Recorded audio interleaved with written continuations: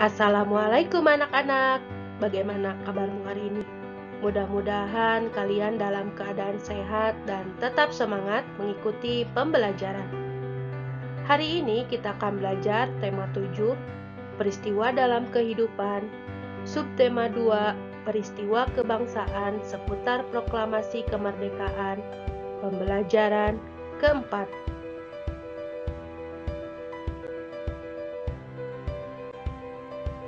Setelah peristiwa proklamasi kemerdekaan, ada pekerjaan sangat penting yang harus dikerjakan. Pekerjaan itu adalah pembentukan Negara Kesatuan Indonesia. Banyak peristiwa dalam proses terbentuknya Negara Kesatuan Republik Indonesia.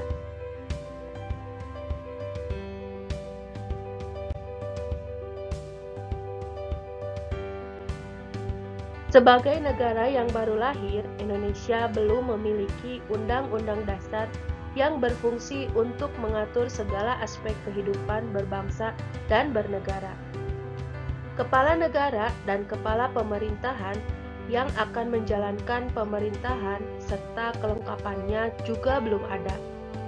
Para pemimpin bangsa segera memanfaatkan dengan sebaik-baiknya lembaga yang ada pada waktu itu, yaitu PPKI yang dibentuk Jepang sejak tanggal 7 Agustus 1945, diketuai Insinyur Soekarno dan wakil ketuanya Dr. Andes Muhammad Hatta. PPKI menggantikan tugas BPUPKI yang sudah berakhir. BPUPKI dibentuk pada tanggal 29 April 1945. Peristiwa yang mengiringi proses pembentukan Negara Kesatuan Republik Indonesia diantaranya pembentukan kelengkapan pemerintahan, pembentukan Komite Nasional Indonesia, pembentukan alat kelengkapan keamanan negara, pembentukan lembaga pemerintahan di seluruh daerah di Indonesia. Pembentukan kelengkapan pemerintahan. Pada tanggal 18 Agustus 1945, PPKI mengadakan sidangnya yang pertama di Gedung Kesenian Jakarta. Sidang dipimpin oleh Insinyur Soekarno dan Dr. Andes Muhammad Hatta sebagai wakilnya. Anggota sidang PPKI sebanyak 27 orang. Melalui pembahasan secara musyawarah, sidang mengambil keputusan penting antara lain sebagai berikut. Mengesahkan Undang-Undang Dasar 1945 sebagai Konstitusi Republik Indonesia. Memilih Presiden dan Wakil Presiden. Insinyur Soekarno sebagai Presiden Republik Indonesia dan Dr. Andes Muhammad Hatta sebagai Wakil Presiden Republik Indonesia. Tugas Presiden untuk sementara waktu dibantu oleh Komite Nasional. Pada sidang PPKI hari kedua tanggal 19 Agustus 1945 menghasilkan keputusan sebagai berikut. Menetapkan 12 kementerian yang membantu tugas Presiden dalam pemerintah. Membagi wilayah Republik Indonesia menjadi 8 provinsi, yaitu Provinsi Sumatera, Provinsi Jawa Barat, Provinsi Jawa Tengah, Provinsi Jawa Timur, Provinsi Sunda Kecil, Provinsi Maluku, Provinsi Sulawesi, dan Provinsi Kalimantan. Pembentukan Komite Nasional Indonesia. PPKI kembali mengadakan sidang pada tanggal 22 Agustus 1945 yang memiliki agenda pokok tentang rencana pembentukan Komite Nasional dan Badan Keamanan Rakyat. Komite Nasional dibentuk di seluruh Indonesia dan berpusat di Jakarta. Tujuannya sebagai penjelmaan tujuan dan cita-cita bangsa Indonesia untuk menyelenggarakan kemerdekaan Indonesia yang berdasarkan kedaulatan rakyat. Pembentukan alat kelengkapan keamanan negara. Dalam rapat pleno PPKI pada tanggal 22 Agustus 1945, diputuskan pembentukan Badan Keamanan Rakyat atau BKR. BKR ditetapkan sebagai bagian dari Badan Penolong Keluarga Korban Perang atau BPKKP yang merupakan induk organisasi dengan tujuan untuk memelihara keselamatan masyarakat serta merawat para korban perang. Perkembangan situasi negara makin membahayakan. Pimpinan negara menyadari bahwa sulit untuk mempertahankan negara dan kemerdekaan tanpa angkatan perang. Dalam kondisi seperti itu, pemerintah memanggil pensiunan Mayor KNIL Urip Sumoharyo dari Yogyakarta ke Jakarta dan diberi tugas membentuk tentara kebangsaan.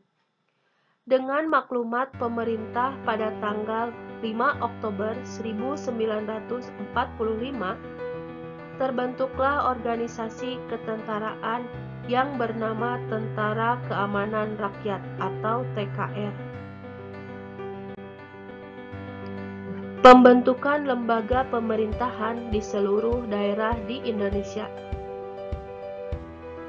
Bentuk pemerintah daerah di Indonesia diatur dalam Undang-Undang Dasar 1945 Pasal 18.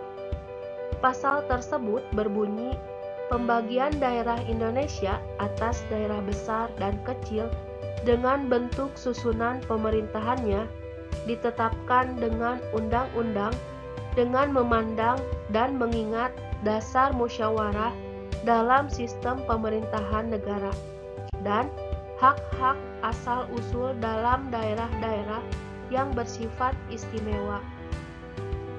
Berdasarkan bunyi pasal tersebut berarti daerah Indonesia akan dibagi dalam daerah provinsi. Setiap daerah provinsi akan dibagi pula dalam daerah yang lebih kecil.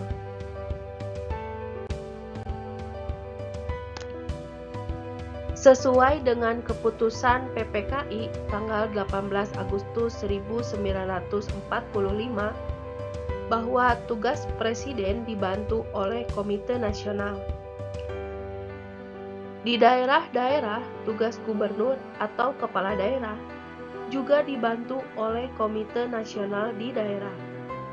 Pembentukan Komite Nasional Indonesia Daerah yang ada di tiap-tiap provinsi merupakan lembaga yang akan berfungsi sebagai Dewan Perwakilan Rakyat Daerah sebelum diadakan pemilihan umum. Dengan terbentuknya pemerintahan di daerah yang dibantu oleh Komite Nasional di daerah, diharapkan roda pemerintahan dapat berjalan, baik di tingkat pusat maupun di daerah. Peristiwa sebelum, saat, dan sesudah proklamasi juga melahirkan tokoh-tokoh yang sangat berjasa bagi bangsa dan negara. Dengan jiwa rela berkorban dan pantang menyerah serta gagah berani, mereka berdiri di barisan terdepan untuk memperjuangkan kepentingan bangsa dan negara.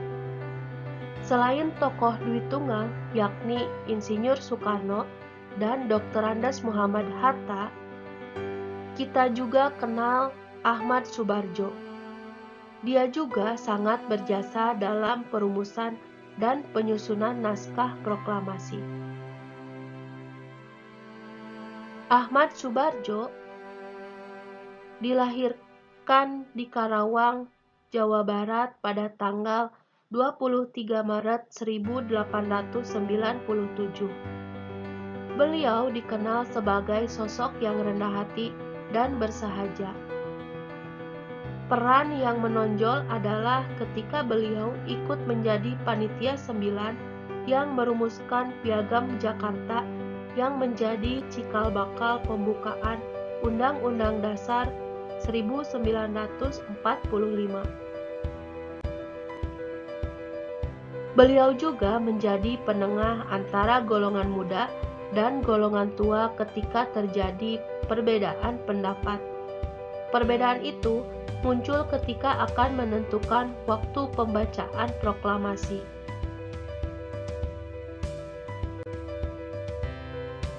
Ahmad Subarjo juga dikenal sebagai tokoh perumus naskah proklamasi kemerdekaan Indonesia. Beliau diperintahkan oleh Insinyur Soekarno untuk mengutip kata-kata dari Piagam Jakarta, terutama bagian pembukaannya, yaitu atas berkat rahmat Allah, maka rakyat Indonesia menyatakan kemerdekaannya. Kalimat tersebut diminta untuk dijadikan kalimat pembuka naskah proklamasi. Pada akhirnya disepakati kalimat pertama pada teks proklamasi kemerdekaan Indonesia adalah "Kami bangsa Indonesia dengan ini menyatakan kemerdekaan Indonesia". Kalimat ini berasal dari kutipan alinea ketiga Piagam Jakarta. Berbagai peristiwa dalam usaha pembentukan Negara Kesatuan Republik Indonesia yang merdeka dan berdaulat telah menunjukkan arti pentingnya persatuan dan kesatuan. Bangsa Indonesia dibangun atas keragaman dan perbedaan. Ras, suku, golongan, agama, dan budaya yang hidup beriringan menjadikan Indonesia bangsa yang besar. Perbedaan merupakan anugerah Tuhan Yang Maha Esa yang perlu dijaga. Satu di antara perbedaan yang dimiliki bangsa Indonesia adalah suku bangsa dan budaya. Sebagai bangsa yang terdiri atas beraneka ragam suku bangsa, kita harus bangga karena suku-suku yang ada mempunyai budaya yang beragam. Keragaman tersebut terlihat jelas dalam unsur-unsurnya. Unsur-unsur budaya meliputi religi atau kepercayaan, mata pencaharian, teknologi dan peralatan, kesenian, pengetahuan, sistem kemasyarakatan, dan bahasa. Religi atau kepercayaan. Di Indonesia diakui adanya 6 agama resmi, yaitu Hindu, Buddha, Islam, Katolik, Kristen, dan Konghucu.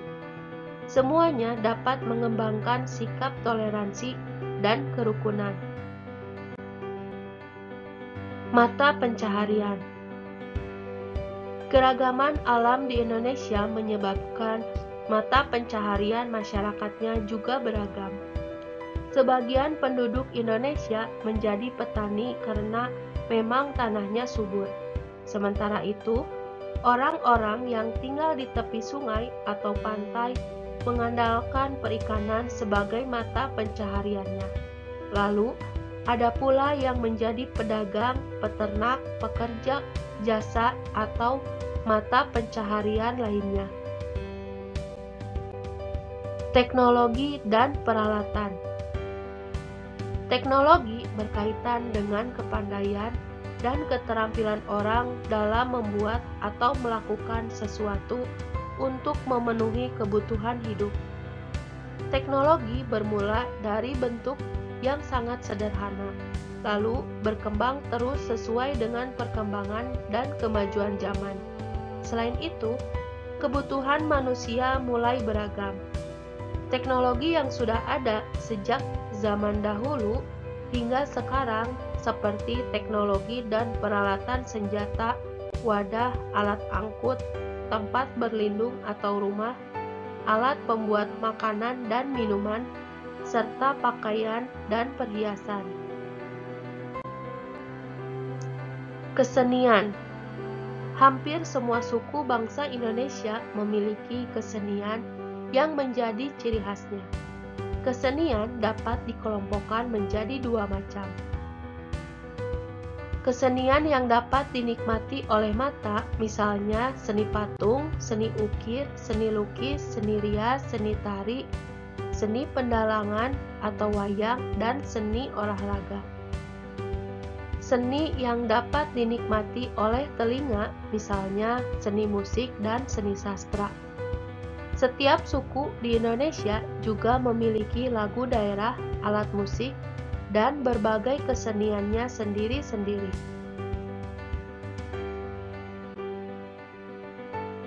Pengetahuan.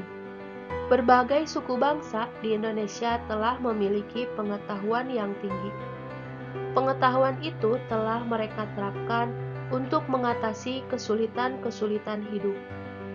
Pengetahuan itu antara lain tentang alam sekitar, flora dan fauna, bahan-bahan mentah, benda-benda di lingkungan alam, tubuh manusia, sifat dan kelakuan manusia, serta pengetahuannya tentang ruang dan waktu.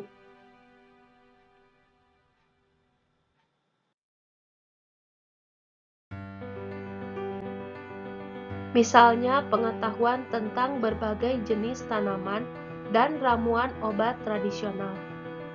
Pengetahuan menentukan arah orang Dayak sehingga tidak tersesat di hutan belantara. Dan pengetahuan menentukan arah para pelaut tradisional kita ketika mengarungi samudra dengan kapal pinisinya, sehingga bangsa kita dikenal sebagai bangsa bahari. Sistem kemasyarakatan. Sistem kemasyarakatan adalah pola hidup yang menjadi kebiasaan dan dianut serta telah menjadi kebiasaan suatu masyarakat. Ada sistem perkawinan, sistem kekerabatan, dan sistem berperilaku dalam masyarakat. Contohnya, sistem marga pada suku Batak dan sistem terah pada suku Jawa. Kedua contoh ini merupakan sistem kekerabatan suku-suku tersebut. Bahasa. Setiap suku bangsa mempunyai alat komunikasi sendiri-sendiri yang terkadang hanya dimengerti dan dipakai oleh suku itu sendiri. Itulah yang dinamakan dialek. Lalu, bagaimana suku-suku di Indonesia bisa berkomunikasi dengan suku yang lain? Beruntunglah kita memiliki bahasa Indonesia yang telah ditetapkan sebagai bahasa nasional dan bahasa persatuan. Tentu kamu ingat bukan? Salah satu Ikrar Sumpah Pemuda 1928. Salah satu unsur budaya adalah kesenian. Tari adalah salah satu dari berbagai bentuk kesenian. Tari merupakan karya seni dengan gerak tubuh sebagai media utama. Berikut ini adalah contoh tari yang ada di Indonesia. Di antaranya adalah tari kipas dari Sulawesi Selatan, tari topeng kuncaran dari Jawa Barat, tari gong dari Kalimantan Timur, dan tari remong dari Jawa Timur. Volume 5 segitiga. Perhatikan gambar berikut. Berdasarkan gambar, kita peroleh rumusnya, yaitu V sama dengan 1/3 dikali luas alas dikali tinggi, yang mana V adalah volume, L alas adalah luas alas limas, yaitu luas segitiga alas, dan T adalah tinggi limas. Coba kamu perhatikan contoh berikut ini. Tentukan volume 5 segitiga tersebut. Untuk menjawabnya, jangan lupa uraikan terlebih dahulu. Diketahui alas segitiga 14 cm, tinggi segitiga 16 cm, dan tinggi limas segitiga 18 cm. Ditanyakan, tentukan volume 5 segitiga. Nah, untuk menjawabnya, langkah pertama yang harus kamu lakukan adalah tulis rumus volume 5 segitiga, yaitu V sama dengan 1/3 dikali luas alas dikali tinggi. Nah, di sini karena luas alasnya berbentuk segitiga, kamu ubah dulu ke dalam rumus. Sehingga 1/3 dikali alas kali tinggi dibagi 2 dikali tinggi. Setelah itu, kamu substitusikan ke dalam rumus. Menjadi 1/3 dikali 14 dikali 16/2 dikali 18. Nah, untuk memudahkan perhitungan, kamu kalikan 1/3 dikali 18. Lalu, kamu hitung 14 dikali 16 dibagi 2. Sehingga, dari perhitungan itu kita peroleh 1/3 dikali 18 itu hasilnya 6, sedangkan 14 dikali 16 dibagi 2 hasilnya 112. Maka 6 dikali 112 hasilnya adalah 672. Jadi volume 5 segitiga di atas adalah 672 cm3. Alhamdulillah, pembelajaran hari ini sudah selesai. Jangan lupa like dan subscribe. Assalamualaikum warahmatullahi wabarakatuh.